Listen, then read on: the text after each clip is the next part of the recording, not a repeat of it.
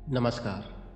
मैं गौरव हिंदुस्तानी आप सभी का स्वागत करता हूँ साहित्य के इस अनोखे मंच पर, जिसका नाम है स्वर्णिम साहित्य। साहित्य प्रेमियों का संसार। कहानियों की इस विशेष श्रृंखला में आज मैं लेकर आया हूँ मुंशी प्रेमचंद की लिखी अनमोल कहानी अनुभव। प्रियतम को 1 वर्ष की सजा हो गई और अपराध केवल इतना था कि 3 दिन पहले जेठ की तपती दोपहरी में उन्होंने राष्ट्र के कई सेवकों का शरबत पान से सत्कार किया। मैं उस वक्त अदालत में खड़ी थी। कमरे के बाहर सारे नगर की राजनैतिक चेतना किसी बंदी पशु की भांति खड़ी चीत्कार कर रही थी। मेरे प्राणधन हथकड़ियों से जकड़े हुए लाए गए। चारों ओर सन्नाटा छा गया। मेरे भीतर हाहाकार मचा हुआ था, मानो प्राण पिघला जा रहा हो। आवेश की लहरें सी उठ उठकर समस्त शरीर को रोमांचित किए देती थीं। ओह, इतना गर्व मुझे कभी नहीं हुआ था। वह अदालत, कुर्सी पर बैठा हुआ अंग्रेज अफसर, लाल जरीदार पगड़ियां बांधे हुए पुलिस के कर्मचारी, सब मेरी आंखों में तुच्छ जान पड़ते थे। बार बार जी में आता था दौड़कर जीवन धन के चरणों में लिपट जाऊं और उसी दशा में प्राण त्याग दूं। कितनी शांत, अविचलित, तेज और स्वाभिमान से प्रदीप्त मूर्ति थी। ग्लानि, विषाद या शोक की छाया भी ना थी। नहीं, उन ओठों पर एक स्फूर्ति सी भरी हुई मनोहारिणी ओजस्वी मुस्कान थी। इस अपराध के लिए 1 वर्ष का कठिन कारावास। वाह रे न्याय, तेरी बलिहारी है। मैं ऐसे 1000 अपराध करने को तैयार थी। प्राणनाथ ने चलते समय एक बार मेरी ओर देखा, कुछ मुस्कुराए, फिर उनकी मुद्रा कठोर हो गई। अदालत से लौटकर मैंने 5 रुपए की मिठाई मंगवाई और स्वयं सेवकों को बुलाकर खिलाया। और संध्या के समय मैं पहली बार कांग्रेस के जलसे में शरीक ही नहीं हुई, मंच पर जाकर बोली और सत्याग्रह की प्रतिज्ञा ले ली। मेरी आत्मा में इतनी शक्ति कहाँ से आती, नहीं कह सकती। सर्वस्व लुट जाने के बाद फिर किसकी शंका और किसका डर। विधाता का कठोर से कठोर आघात भी अब मेरा क्या हित कर सकता था। दूसरे दिन मैंने 2 तार दिए, एक पिताजी को, दूसरा ससुर जी को। ससुर जी पेंशन पाते थे, पिताजी जंगल के महकमे में अच्छे पद पर थे। और सारा दिन गुजर गया तार का जवाब नदारद। दूसरे दिन भी कोई जवाब नहीं। तीसरे दिन दोनों महाशयों के पत्र आए। दोनों जामे से बाहर थे। ससुर जी ने लिखा, आशा थी तुम लोग बुढ़ापे में मेरा पालन करोगे। तुमने उस आशा पर पानी फेर दिया। क्या आप चाहती हो मैं भिक्षा मांगूं? मैं सरकार से पेंशन पाता हूं। तुम्हें आशा देकर मैं अपनी पेंशन से हाथ नहीं धो सकता। पिताजी के शब्द इतने कठोर ना थे, पर भाव लगभग ऐसा ही था। इसी साल उन्हें ग्रेड मिलने वाला था। वह मुझे बुलाएंगे तो संभव है ग्रेड से वंचित होना पड़े। हाँ, वह मेरी सहायता मौखिक रूप से करने को तैयार थे। मैंने दोनों पत्र फाड़कर फेंक दिए और उन्हें कोई पत्र न लिखा। हाँ, स्वार्थ, तेरी माया कितनी प्रबल है। अपना ही पिता केवल स्वार्थ में बाधा पड़ने के भय से लड़की की तरफ से इतना निर्दयी हो जाएगा। अपना ससुर अपनी बहू की ओर से इतना उदासीन हो जाए। मगर अभी मेरी उम्र ही क्या है, अभी तो सारी दुनिया देखने को पड़ी है। अब तक मैं अपने विषय में निश्चिंत थी, लेकिन अब यह नई चिंता सवार हुई। इस पर निर्जन घर में निराबाधार निराश्रय कैसे रहूंगी? मगर जाऊंगी कहाँ? अगर कोई मर्द होती तो कांग्रेस के आश्रम में चली जाती या कोई मजूरी कर लेती। मेरे पैरों में नारित्व की बेड़ियां पड़ी हुई थीं। अपनी रक्षा की इतनी चिंता ना थी जितनी अपने नारित्व की रक्षा की। अपनी जान की फिक्र ना थी, पर नारित्व की ओर किसी की आंख भी ना उठनी चाहिए। किसी की आहट पाकर मैंने नीचे देखा। 2 आदमी खड़े थे। जी में आया, पूछूं तुम कौन हो, यहाँ क्यों खड़े हो? मगर फिर ख्याल आया, मुझे पूछने का क्या हक है। आम रास्ता है, जिसका जी चाहे खड़ा हो। पर मुझे खटका हो गया। उस शंका को किसी तरह दिल से ना निकाल सकती थी, पर एक चिंगारी की भांति हृदय के अंदर समा गई थी। गर्मी से देह फूकी जाती थी, पर मैंने कमरे का द्वार भीतर से बंद कर लिया। घर में एक बड़ा सा चाकू था, उसे निकालकर सिरहाने रख लिया। वह शंका सामने बैठी घूरती हुई मालूम होती थी। किसी ने पुकारा, मेरे रोए खड़े हो गए। मैंने द्वार से कान लगाया। कोई मेरी कुंडी खटखटा रहा था। कलेजा धक धक करने लगा। वही दोनों बदमाश होंगे। क्यों कुंडी खटखटा रही हैं?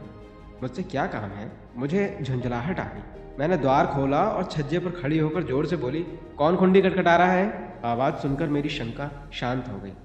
कितना ढाढ़स हो गया। यह बाबू ज्ञानचंद थे। मेरे पति के मित्रों में इनसे ज़्यादा सज्जन दूसरा नहीं है। मैंने नीचे जाकर द्वार खोल दिया। देखा तो एक स्त्री भी थी। वह मिसेज ज्ञानचंद थी। यह मुझसे बड़ी थी। पहले पहल मेरे घर आई थी। मैंने उनके चरण स्पर्श किए।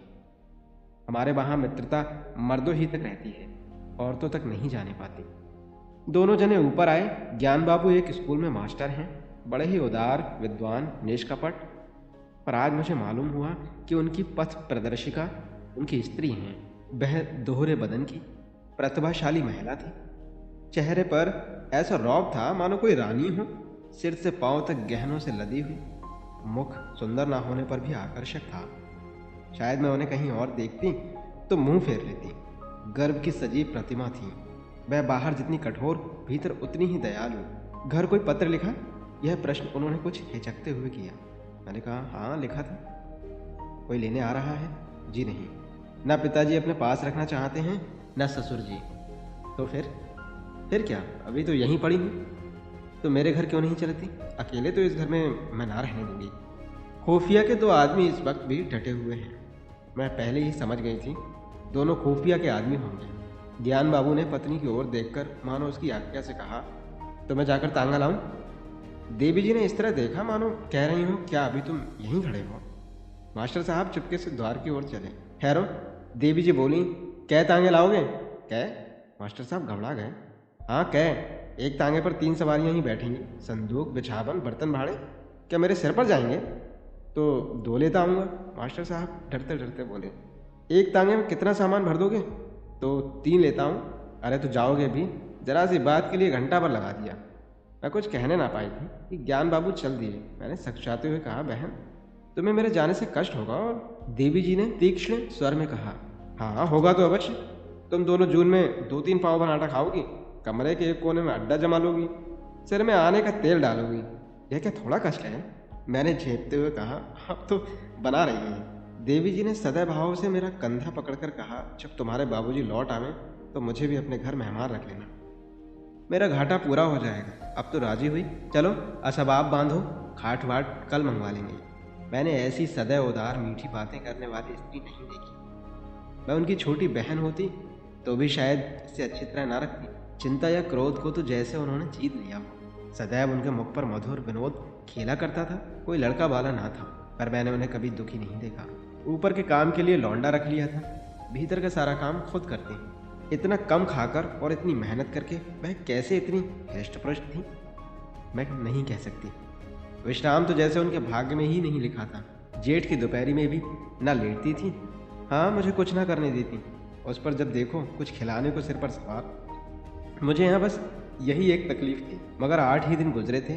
एक दिन मैंने उन्हीं दोनों खोपियों को नीचे बैठे देखा। मेरा माथा ठनका। यह अभागे यहाँ भी मेरे पीछे पड़े हैं। मैंने तुरंत बहन जी से कहा, वे दोनों बदमाश यहाँ भी मंडरा रहे हैं। उन्होंने हिकारत से कहा, कुत्ते हैं, फिरने दो। मैं चिंतित होकर बोली, कोई स्वांग ना खड़ा करें। उसी बेपरवाही से बोली, भूखने के सिवा और क्या कर सकते हैं? मैंने कहा, काट भी तो सकते हैं। हंसकर बोली, इसके डर से कोई भाग तो नहीं जाता। मगर मेरी दाल में मक्खी पड़ गई। बार बार छज्जे पर जाकर उन्हें टहलते देख आती। ये सब मेरे पीछे पड़े हुए हैं। आखिर मैं नौकरशाही का क्या बिगाड़ सकती हूँ? मेरी सामर्थ्य ही क्या है? क्या यह सब इस तरह से मुझे यहाँ से भगाने पर तुले हैं? इससे उन्हें क्या मिलेगा? यही तो कि मैं मारी मारी फिरूं। कितनी नीची तबीयत है। 1 हफ्ता और गुजर गया। खुफिया ने पिंड न छोड़ा। मेरे प्राण सूखते जाते थे। ऐसी दशा में यहाँ रहना मुझे अनुचित मालूम होता था, पर देवी जी से कुछ कह ना सकती थी। एक दिन शाम को ज्ञान बाबू आए तो घबराए हुए थे। मैं बरामदे में थी, परवल छील रही थी। ज्ञान बाबू ने कमरे में जाकर देवी जी को इशारे से बुलाया। देवी जी ने बैठे बैठे कहा, पहले कपड़े वपड़े उतारो, मुंह हाथ धो, कुछ खाओ, फिर जो कहना है कह देना। ज्ञान बाबू को धैर्य कहाँ, पेट में बात की गंध तक ना पचती थी। आग्रह से बुलाया, तुमसे उठा नहीं जाता, मेरी जान आफत में है।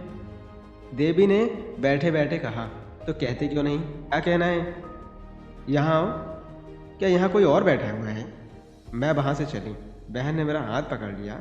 मैं जोर करने पर भी ना छुड़ा सकी। ज्ञान बाबू मेरे सामने ना कहना चाहते थे, पर इतना सब्र भी ना था कि जरा देर रुक जाते। बोले, प्रिंसिपल से मेरी लड़ाई हो गई। देवी ने बनावटी गंभीरता से कहा, सच? तुमने उसे खूब पीटा ना? तुम्हें दिल लगी सूझती है? यहाँ नौकरी जा रही है, जब यह डर था तो लड़े क्यों? मैं थोड़ी ही लड़ा, उसी ने मुझे बुलाकर डांटा, बेकसूर। अब तुमसे क्या कहूँ? फिर वही पर्दा। मैं कह चुकी, यह मेरी बहन है, मैं इससे कोई पर्दा नहीं रखना चाहती। और जो इन्हीं के बारे में कोई बात हो तो? देवी जी ने जैसे पहली बूझ कर कहा, अच्छा समझ गई, कुछ खूफियों का झगड़ा होगा। पुलिस ने तुम्हारे प्रिंसिपल से शिकायत की होगी। ज्ञान बाबू ने इतनी आसानी से अपनी पहेली का बुझा जाना स्वीकार न किया। बोले, पुलिस ने प्रिंसिपल से नहीं, हाकिम जिला से कहा। उसने प्रिंसिपल को बुलाकर मुझसे जवाब तलब करने का हुक्म दिया। देवी ने अंदाज से कहा, समझ गई, प्रिंसिपल ने तुमसे कहा होगा कि उस स्त्री को घर से निकाल दो। हाँ, यही समझ लो। तो तुमने क्या जवाब दिया? अभी कोई जवाब नहीं दिया। वहाँ खड़े खड़े क्या कहता? देवी जी ने उन्हें आड़े हाथों लिया। इस प्रश्न का एक ही जवाब हो, उसमें सोच विचार कैसा? ज्ञान बाबू सिर पिटाकर बोले, लेकिन कुछ सोचना तो जरूरी था। देवी जी की त्योरियां बदल गईं। आज मैंने पहली बार उनका यह रूप देखा। बोली, तुम उस प्रिंसिपल से जाकर कह दो मैं उसे किसी तरह नहीं छोड़ सकता, और ना माने तो इस्तीफा दे दो। अभी जाओ, लौटकर हाथ मुंह धोना। मैंने रोकर कहा, बहन मेरे लिए? देवी ने डांट बताई, तू चुप रहे, नहीं कान पकड़ लूंगी। तू क्यों बीच में कूदती है? रहेंगे तो साथ रहेंगे, मरेंगे तो साथ मरेंगे। इस मर्दुए को मैं क्या कहूँ? आधी उम्र बीत गई और बात करना ना आया पति से। खड़े सोच क्या रहे हो? तुम्हें डर लगता है तो मैं जाकर कहे हूँ। ज्ञान बाबू ने खिसियाकर कहा, तो कल कह दूंगा। इस वक्त कहाँ होगा कौन जाने। रात भर मुझे नींद नहीं आई। बाप और ससुर जिसका मुंह नहीं देखना चाहते, उसका यह आदर, रहा कि भिखारन का यह सम्मान। देवी तू सचमुच देवी है। दूसरे दिन ज्ञान बाबू चले तो देवी ने फिर कहा, फैसला करके घर आना, यह ना हो कि फिर सोचकर जवाब देने की जरूरत पड़े। ज्ञान बाबू के चले जाने के बाद मैंने कहा, तुम मेरे साथ बड़ा अन्याय कर रही हो बहन जी। मैं ये कभी नहीं देख सकती कि मेरे कारण तुम्हें यह विपत्ति झेलनी पड़े। देवी ने हास्य भाव से कहा, कह चुकी या कुछ और कहना है? कह चुकी, मगर अभी बहुत कुछ कहूँगी। अच्छा बता, तेरे प्रियतम क्यों जेल गए? इसीलिए तो कि स्वयं सेवकों का सत्कार किया था। स्वयं सेवक कौन हैं? ये हमारी सेना के वीर हैं जो हमारी लड़ाइयाँ लड़ रहे हैं। स्वयं सेवकों के भी तो बाल बच्चे होंगे, माँ बाप होंगे, वह भी तो कोई कारोबार करते होंगे, पर देश की लड़ाई लड़ने के लिए उन्होंने सब कुछ त्याग दिया है। ऐसे वीरों का सत्कार करने के लिए जो आदमी जेल में डाल दिया जाए, उसकी स्त्री के दर्शनों से भी आत्मा पवित्र होती है। मैं तुझ पर एहसान नहीं कर रही, तू मुझ पर एहसान कर रही है। मैं इस दया सागर में डुबकियां खाने लगी, बोलती क्या। शाम को जब ज्ञान बाबू लौटे तो उनके मुख पर विजय का आनंद था। देवी ने पूछा, हार की जीत? ज्ञान बाबू ने अकड़ कर कहा, जीत। मैंने इस्तीफा दे दिया तो चक्कर में आ गया। उसे वक्त हाकिम जिला के पास गया। वहाँ ना जाने मोटर पर बैठकर दोनों में क्या बातें हुई।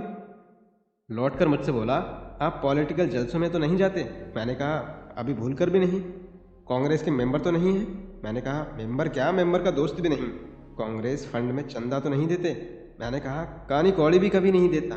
तो हमें आपसे कुछ नहीं कहना है, मैं आपका इस्तीफा वापस करता हूँ। देवी जी ने मुझे गले लगा लिया।